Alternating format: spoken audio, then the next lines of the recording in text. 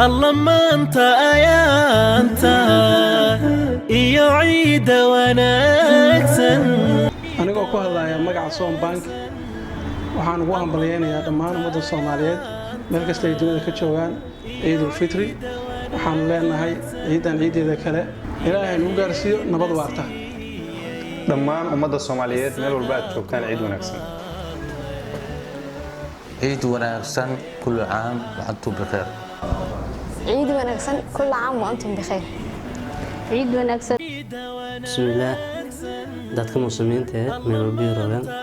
khaasatan dadka Soomaaliyeed may balaa ciid wanaagsan kullu caam wa antum bi khair amal wanaagsan ay tunaasameen bil Ramadaan talafijar ilaahay noo aqbal waan ku gaaganana ilaahay nin dhaafa dadka Soomaaliyeed may baan rajeeyay ciidin ciidiye bash barwaaqi amni cadaalad inay ka deeraan ugu dambeyn waxaan idin leenahay ciid wanaagsan kullu caamin wa antum bi khayr sanadkan sanadkiisa bash iyo baraare ilaahay hanu gaarsiiyo insha Allah way ahaata yamaanta si wanaagsan u ciid